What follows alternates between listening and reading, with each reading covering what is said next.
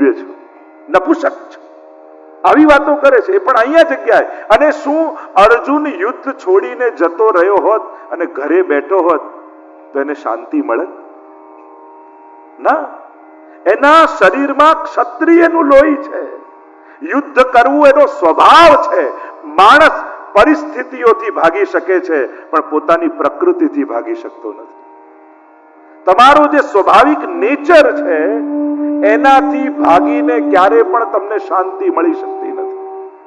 એટલે ઘણીવાર લોકો આમ આજ્ઞા લેવા આવે ને, જે હવે રિટાયર્ડ થઈ જવું છે એટલે શાંતિથી ઘરે રહું, અને હું એની પ્રકૃતિ જોઉં, મને એમ લાગે આ રાજસ પ્રકૃતિ પ્રધાન, આ તો કામ કરીને જ શાંતિ મેળવે. આ જો રિટાયર્ડ થઈને એકલો ઘરે બેસવા જશે ને તો ડિપ્રેશનમાં આવી જશે. જો શાંતિ પણ જુદા જુદા લોકો માટે જુદી જુદી હોય છે. સત્વગુણ પ્રધાન હોય તો કદાચ એ સત્વ સત્કાર્યો કરી, સોશિયલ વર્ક કરી શાંતિ મેળવી શકે. તમો ગુણ પ્રધાન હોય તો એ ખાલી ફ્રી બેઠો બેઠો સોફામાં શાંતિ અનુભવ કરી શકે. રજોગુણ પ્રધાન હોય તો એને તો પરિશ્રમ કરવામાં જ શાંતિ મળે. અને એકાંત અને શાંતિમાં ફરક છે. તમે બધું છોડી રૂમ બંધ કરીને બેસો એને એકાંત કહેવાય, એને શાંતિ ન કહેવાય. અને એકાંત થોડો સમય ગમે પછી એ જ અશાંતિનું કારણ બની જાય. તમે અઠવાડિયું હિલ સ્ટેશનમાં રહો તો ગમે, તમે અઠવાડિયું વ્રજમાં રહો તો ગમે, તમે પછી પાછા 15 દિવસ થાય અહીંયા ગંદકી બહુ છે, લાઈટ જાય છે, બધું આમ છે આમ છે, ત્યાં દોષો દેખાવા લાગે. અને એટલા માટે શાંતિ પણ અનેક પ્રકારની હોય છે. આપણે કહીએ આ સ્મશાન શાંતિ છે, આ યુદ્ધ પહેલાની શાંતિ છે, આ પરમ શાંતિ છે. શાંતિ કેટલા પ્રકારની. તમે આ યુએસએ જે જતા હશે એને ખબર હોય, દીકરાને ત્યાં 6 મહિના માટે વિઝા લઈને આવ્યા હોય અને 2 મહિના થાય એટલે પછી કેવું વ્યાકુળ થવા લાગે. અને એમાં 4 મહિના થઈ ગયા છે, ગ્રીન કાર્ડ લેવા માટે રોકાયા 2 વર્ષ માટે, અને પછી તો જે ઊંચા પદ મનમાં થાય ને અમે એમાં મળી જઈએ અને પૂછીએ ને કેમ શાંતિ છે ને, હા જે અહીંયા તો ભયંકર શાંતિ છે, કોઈ દેખાતું જ નથી. એટલે શાંતિ એ ભયંકર હોય? આપણને તો પરમ આનંદ આપે એવી શાંતિ જોઈએ છે. અને એ ક્યાં છે તો કે તમે એવ શરણમ ગચ્છ સર્વ ભાવેન ભારત તત્ પ્રસાદાત પરામ શાંતિ. ગીતાજીમાં ભગવાન શાંતિનું એડ્રેસ આપે છે. કેવી શાંતિ? જેમાં પરમ આનંદ હોય એવી શાંતિ.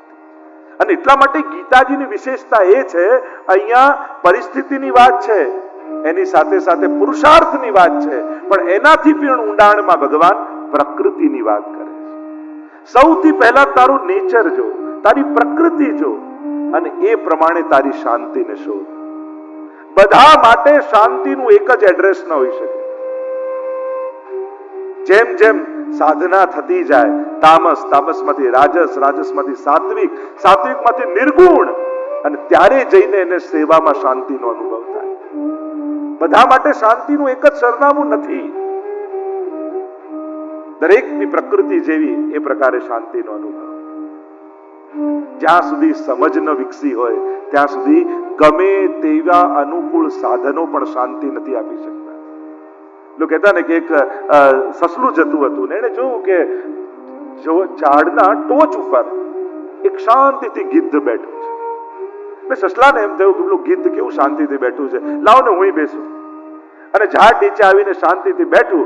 એટલામાં એક શિયાળ આવ્યું અને એને મોઢામાં પકડ્યું, અને જ્યાં મારવા જાય ત્યાં સસલું પ્રશ્ન કરે છે કે શિયાળ, પેલું ગિદ્ધ શાંતિથી બેઠું છે એને કોઈ હેરાન નથી કરતું ને મને કેમ મારે છે?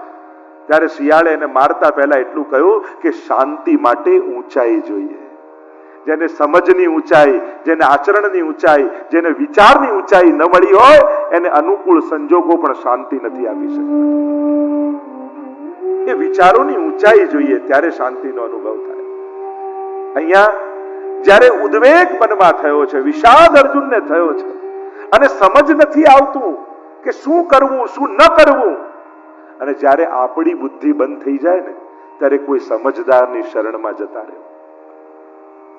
હું તો ઘણી વાર એમ કહું કે દુર્ભાગ્ય ચાલતું હોય ને એમ લાગે કે હમણાં ભાગ્ય કામ નથી કરતું, જે કરું છું ઊંધું પડે છે, ત્યારે કોઈ સૌભાગ્યશાળીની શરણમાં જતા રહે, એની જોડે રહેવા લાગો, એના શરણમાં રહેવા લાગો તો તમારું ભાગ્ય બદલાઈ જાય. સમર્થનું શરણું લઈ લો જ્યારે તમારી અસમર્થતા હોય ત્યારે. અર્જુનને સૌભાગ્ય શું હતું? સમજ ગઈ, બુદ્ધિ બંધ થઈ, પણ મહત્વની વાત એ હતી કે બાજુમાં કૃષ્ણ હતા. કોઈ એક વ્યક્તિ જીવનમાં એવો જરૂર રાખો કે જેની વાત ભલે તમને ગમતી ન હોય, પણ જ્યારે તમારી જોડે વાત કરતો હોય ત્યારે તમારી સાથે સાચું બોલે, તમને સાચી વાત કે ના અહીંયા તું ખોટો હતો, આ તારે નતું કરવા જોઈએ. તમારી શરમ જેને નડતી ન હોય એવા વ્યક્તિનો સંગાત જરૂર રાખો. રોજ ખાલી બીજી વધારે વાત ન કરો, પણ રોજ ફોન કરીને જય શ્રી કૃષ્ણ કરો. ક્યારેક નબળો સમય હશે અને નિર્ણયો લેવાના હશે ને ત્યારે કોઈ કામ નહીં લાગે ને પેલો કામમાં આવી જશે. અર્જુનની સૌભાગ્યની વાત એ હતી કે મૂંઝાયો ને ત્યારે યોગ્ય વ્યક્તિ આગળ પ્રશ્ન કર્યો. પોતાની મૂંઝવણ વિચાર કરો.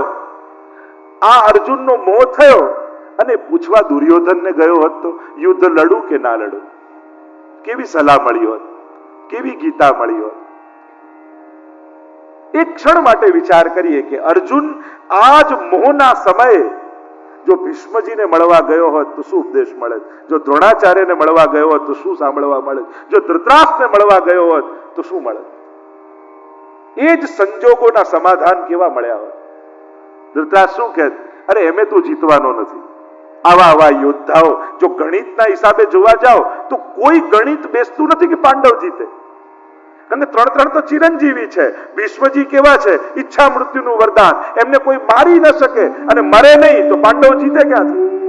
કૃપાચાર્ય, અશ્વત્થામા આ ચિરંજીવીઓમાં આવે છે. અશ્વત્થામા, બલિર વ્યાસો, હનુમાશ્ચ વિભીષણ, કૃપા પરશુરામશ્ચ સપ્તૈતે ચિરજીવીન. આટલા લોકોને ચિરંજીવીઓ માન્યા છે કે જેની મૃત્યુ જ નથી, અને એમાંથી 2 જણા તો સામે પક્ષે છે. ગણિત બેસાડવા જાઓ કોઈ પણ રીતે 11 અક્ષોહિણી સેના, આ બાજુ 7 અક્ષોહિણી સેના. કૃષ્ણ આવા બળવાન, એ પણ નિહત્તા, યુદ્ધ નહીં લડવું એવા સંકલ્પ સાથે. જીતવાની સંભાવનાઓ છે ક્યાં? પાંડવો પાસે.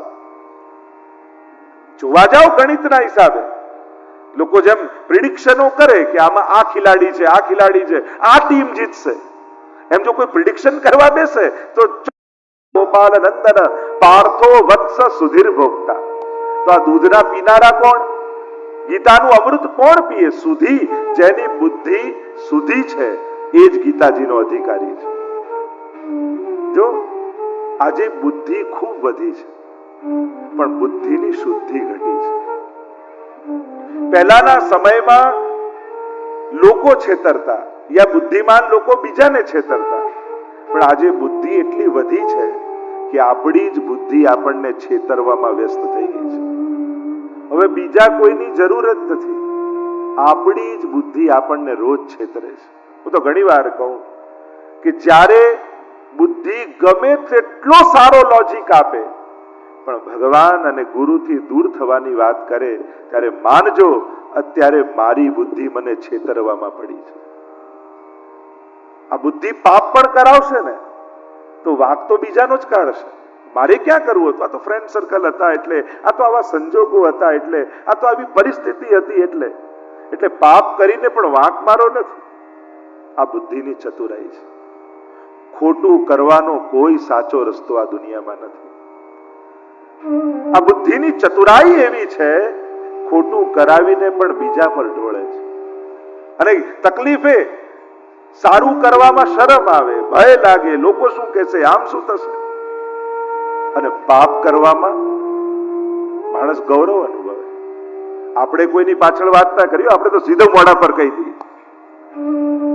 અચ્છા, તમને કોઈ મોઢા પર કહે તો ગમે છે? આ એ કઈ ગૌરવ લેવા જેવું નથી, આ એ કમી જ છે. ક્રોધ કરવામાં માણસ પોતાને જાતને વિશેષ માને છે. માફી માંગવાનું આવે તો ઈચ્છા તો બહુ થાય છે પણ શરમ આવે છે.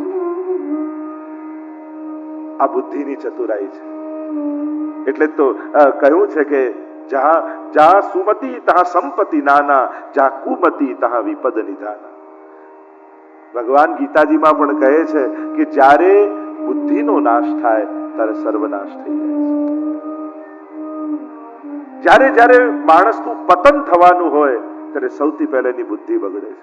જાકો પ્રભુ દારૂણ દુઃખ દેઈ તાકી મતિ પહેલે હર લે. પહેલાની બુદ્ધિ લઈને